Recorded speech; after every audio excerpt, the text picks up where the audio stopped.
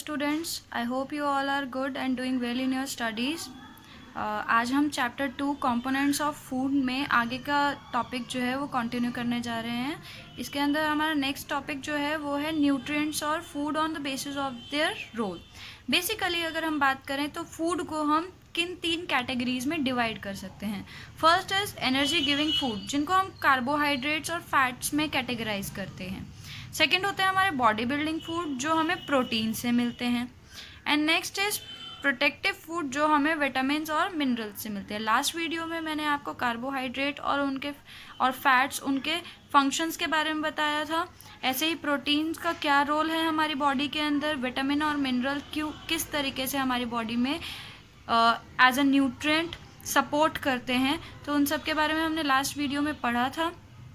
हमारी बॉडी को fit and fine और हेल्दी रखने के लिए ये सारे ही टाइप ऑफ फूड ज़रूरी है. तो अगर हम सिर्फ और सिर्फ कहें कि हमें कार्बोहाइड्रेट्स की और फैट की ज़रूरत है, या सिर्फ हम प्रोटीन्स पर ही डिपेंड रहें अपनी बॉडी को बिल्ड करने के लिए, ऐसा बिल्कुल भी नहीं है. हमें इन तीनों की ही ज़रूरत है, क्योंकि कार्बोहाइड्रेट्स और फैट्स हमारी बॉडी को एनर्जी देंगे, जिससे हमारी बॉडी में हमेशा एनर्जी बनी रहेगी, तो हम काम कॉन्टिन्यूस बेसिस पे करते रहेंगे.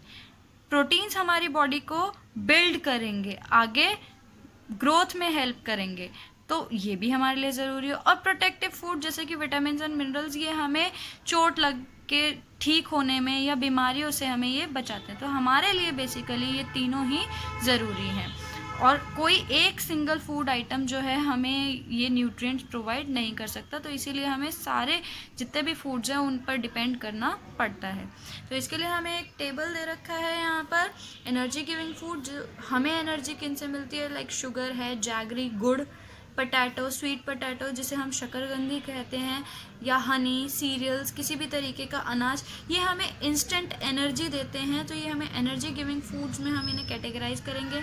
नेक्स्ट है बॉडी बिल्डिंग फूड, जैसे कि milk, pulses and beans and so on, जो हमारी बॉडी को बिल्ड करने में, आगे ग्रोथ होने में उसके हेल्प करते हैं, वो हमारे बॉडी बिल्डिंग या प्रोटीन फूड कहलाते हैं.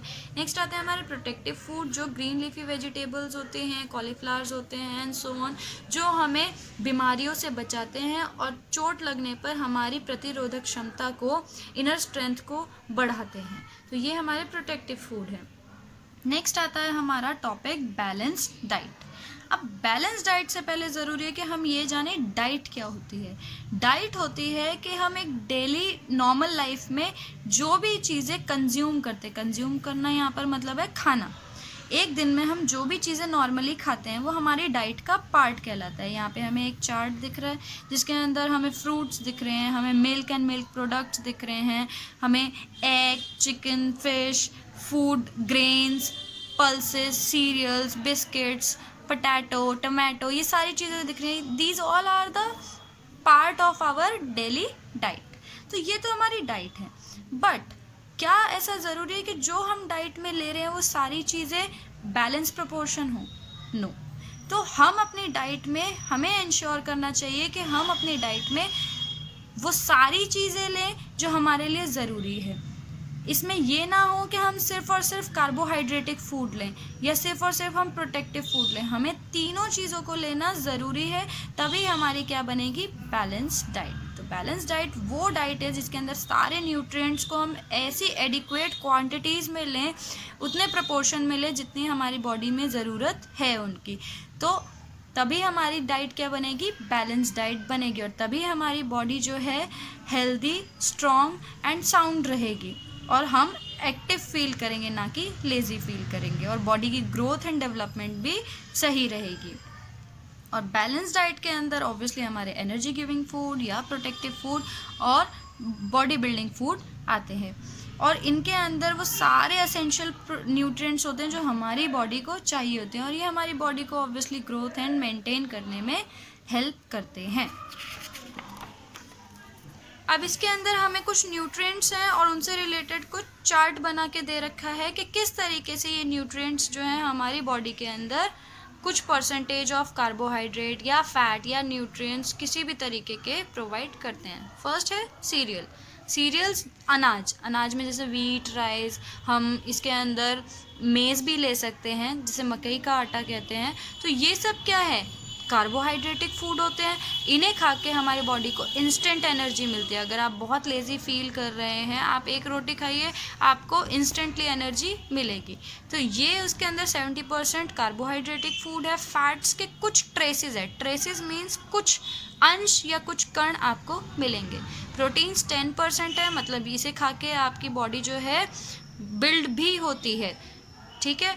और अदर न्यूट्रिएंट वैल्यू भी इसके अंदर हैं। ऐसे अगर हम शुगर की बात करें तो शुगर के अंदर 100% कार्बोहाइड्रेटिक वैल्यू होती है। मतलब अगर आप बहुत लो फील कर रहे हैं, आपको चक्कर आते हैं जैसे, तो आपको ग्लूकोज दिया जाता है। उस ग्लूकोज में क्या होता है, शुगर होती है, जो आपकी एनर्जी लेवल जो डाउन हो गया उसको अप करने में या बूस्ट अप करने में हेल्प करती है। तो शुगर के अंदर 100% कार्बोहाइड्रेट्स होते हैं, फैट्स, प्रोटीन्स वगैरह नहीं होते हैं, एंड सो ऑन। अगर आप इस टेबल को अच्छे से देखें तो इसके अंदर हर फूड आइटम की अपने अपने कार्बोहाइड्रेटिक, फैट या प्रोटीन या अदर न्यूट्रिएंट वैल्यू है।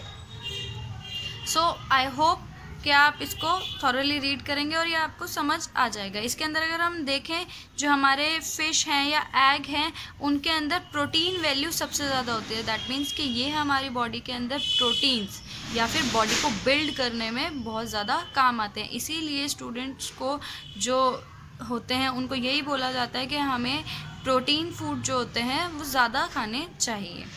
इसके बाद चलिए एक एग्जाम्पल दे रखा है, जैसे कि एक गर्ल आपको दिख रही है जो कि एक बर्गर खा रही है। अब बर्गर के अंदर हमें पता है, बर्गर जो होता है उसके अंदर कार्बोहाइड्रेटिक वैल्यू होती है, क्योंकि वो जो बना होता है वो आटे से बना होता है। उसके अंदर स्टार्च भी होता है, उसके अंदर वेजिटेबल्स भी होती हैं, सारी चीज़ें होती है। बट क्या ये हमारे लिए सफिशिएंट बैलेंस डाइट होगी?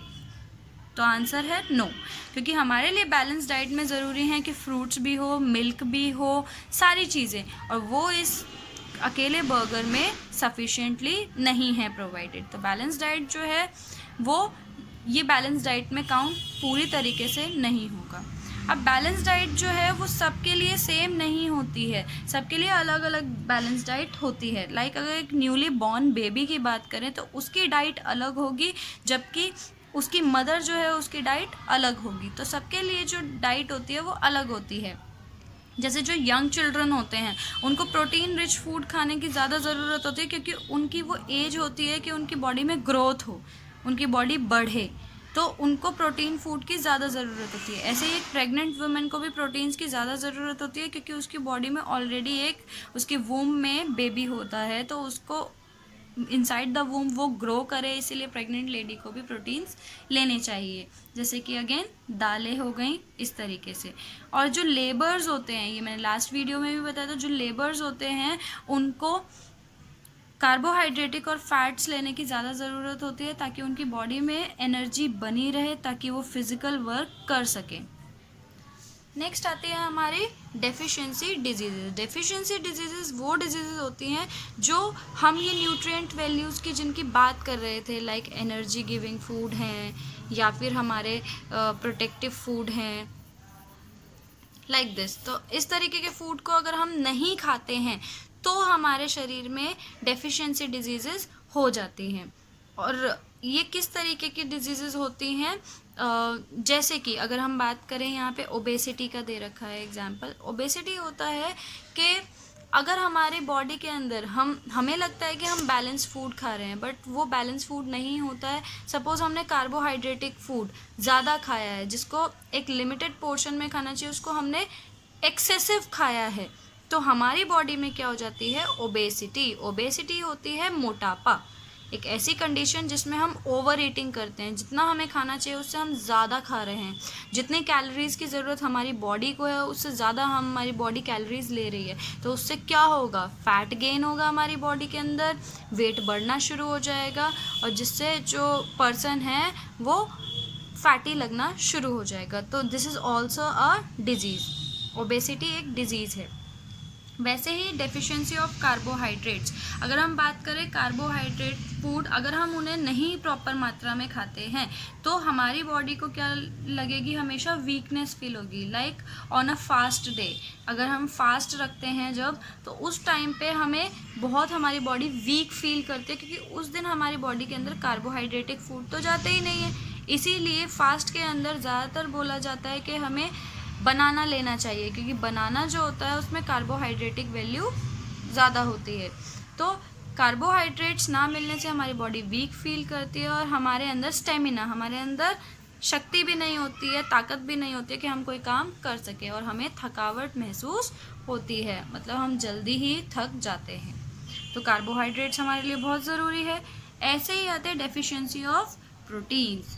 प्रोटीन्स की भी डेफिशिएंसी से हमें बहुत सारी प्रॉब्लम फेस करनी पड़ती है, जैसे कि हमारी ग्रोथ रुक जाती है, हमारे फेस पे स्वेलिंग, सूजन आनी शुरू हो जाती है, पेट खराब रहता है, या बालों का कलर चेंज होने लग जाता है। कुछ बच्चों के बाल आपने देखा होगा छोटी एज में वाइट हो जाते हैं, वो प्रोटीन्स की डेफिशिएंसी, प्रोटीन्स की कमी की वजह से होता है। ऐसे स्किन प्रॉब्लम हो सकते हैं, स्किन पे किसी तरीके की रैशेज हो जाना, दाने निकल जाना, ये प्रोटीन्स की कमी से होता है। और स्वेलन एब्डोमेन, एब्डोमेन मतलब हमारा जो पेट है वो अलग से फूल जाएगा। यहाँ पे आपको पिक्चर नज़र आ रही होगी, ये जो बेबी है इसके हाथ जो है या इसका बॉडी साइज जो है वो थिन है, बट इसकी जो बेली है, पेट जो है, वो आपको एक्स्ट्रा स्वेलन दिख रहा होगा। आपको दिख रहा होगा कि ये बाहर निकल रहा है, वो बाहर नहीं निकल रहा, वो एक्चुअली उसके पेट के अंदर स्वेलिंग है। तो इस तरीके की बीमारियों को हम कहते हैं मरासमस या क्वाशियोर्कर, जिसके अंदर बच्चे जो है प्रोटीन की डेफिशिएंसी के कारण उनके हाथ पैर कमज़ोर रहते हैं और उनकी बॉडी में उनकी बेली जो है अलग से ही फ्लफ़ी और फैटी नज़र आती है। नेक्स्ट है हमारा deficiency of vitamins and minerals, जिसके लिए हमें प्रॉपर एक चार्ट दे रखा है कि किस तरीके से एक प्रॉपर विटामिन को ना लेने से हमारी बॉडी के अंदर किस तरीके की बीमारियां डेवलप हो सकती हैं। Like vitamin A, vitamin A जो है इसकी हमने बात की थी, ये हमें मिलता है ज़्यादातर कैरेट, टमाटो या ग्रीन लीफी वेजिटेबल्स से। अगर हम इसको प्रॉपर मात्रा में इन चीज़ों को नहीं लेते हैं तो हमारी आइज़ जो है, क्योंकि ये हमारी आइज़ को हेल्दी रखते हैं, स्किन को हेल्दी रखते हैं, तो अगर ये हम नहीं लेंगे तो हमारे को loss of vision, night blindness होनी शुरू हो जाएगी। इसके सिम्टम्स क्या हैं, इसके लक्षण क्या है कि आपको धीरे धीरे जैसे ही रात होगी आपको दिखना बंद हो जाया करेगा। और अगर आप प्रॉपर इन सोर्सेज को नहीं खाते हैं, नहीं लेते हैं, तो आपकी ये बीमारी परमानेंट हो जाएगी, जिसे नाइट ब्लाइंडनेस कहते हैं। ऐसे ही विटामिन बी, विटामिन बी जो है हमें सीरियल्स, पीस, पोटैटोज़, इन सब से मिलता है, जो कि हमारी एनर्जी को रिलीज़ करने में हेल्प करता है, ताकि हमारी बॉडी जो है एक्टिव फील करे।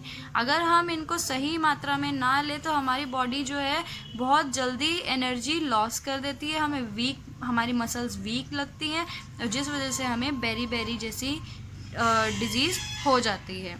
नेक्स्ट है विटामिन B12। B12 के अंदर भी क्या होता है, हमें मीट, लिवर, यीस्ट होता है, खमीरा, इस तरीके की चीज़ें खानी चाहिए जिससे हमारी बॉडी के अंदर रेड ब्लड सेल्स बनते रहें। अगर हमारी बॉडी में रेड ब्लड सेल्स नहीं बनते हैं तो हमारी बॉडी का कलर जो है, हमारी स्किन पेल, मतलब फीकी लगने लगती है। आपने देखा होगा कई लोग हैं उनका फेस जो होता है ग्लो नहीं करता है, डिम सा लगता है, ऐसा लगता है जैसे वो हमेशा थके हुए रहते हैं। और लैक ऑफ एपेटाइट, उनकी बॉडी जो स्ट्रक्चर है वो भी ऐसा रहेगा जैसे वो सीधे नहीं खड़े हो पाएंगे, कुछ इस तरीके से। और इससे किस तरीके की बीमारी होती है, एनीमिया की बीमारी होती है। नेक्स्ट है विटामिन सी। विटामिन सी ज़्यादातर हमें सिट्रस फ्रूट्स मतलब खट्टी चीज़ों से मिलता है, और इससे हमारे टीथ, हमारे गम्स, हमारे बोन्स, इवन हमारी स्किन हेल्दी रहती है। अगर ये हम प्रॉपर मात्रा में ना ले तो हमारे जो गम्स हैं वो स्वेल करने लग जाएंगे, सूज जाएंगे और ब्लीड करेंगे। ऐसे ही हमारे जॉइंट्स जो हैं वो भी सूजन आ जाएगी उनमें, और किस तरीके की बीमारी हो जाएगी, स्कर्वी की बीमारी हो जाएगी। नेक्स्ट है विटामिन डी। विटामिन डी जो होता है वो हमें सनलाइट से मिलता है, मिल्क, फिश, एग्स, इन सब से मिलता है, और इससे हमारी जो बोन्स और टीथ होते हैं वो हेल्दी बने रहते हैं। अब अगर हम इनको ना लें तो हमारी बोन्स जो हैं वो वीक हो जाएंगी और इजीली बेंट भी हो जाएंगी, जिन्हें हम बो लेग्स की बीमारी कहते हैं। यहाँ पर आपको ये बेबी दिख रहा है, इसके जो लेग्स हैं ये टेढ़ा नहीं खड़ा है, इसकी लेग्स ही क्या हो गई हैं, बेंट हो गई हैं, मुड़ गई हैं। तो इस तरीके की प्रॉब्लम्स जो होती है, रिकेट्स की प्रॉब्लम हमें फेस करनी पड़ती है।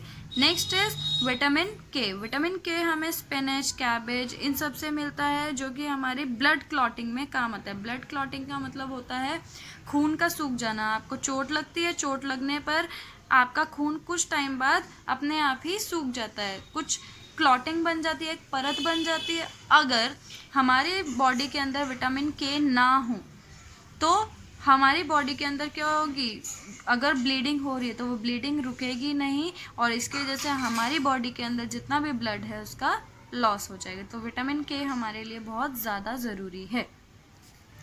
ऐसे ही अगर हम बात करें यहाँ पर डिफरेंट मिनरल्स की, तो उसमें कैल्शियम आता है। कैल्शियम जो होता है वो हमारे बोन्स को, टीथ को, सबको हेल्दी रखता है, ब्लड क्लॉटिंग में हेल्प करता है।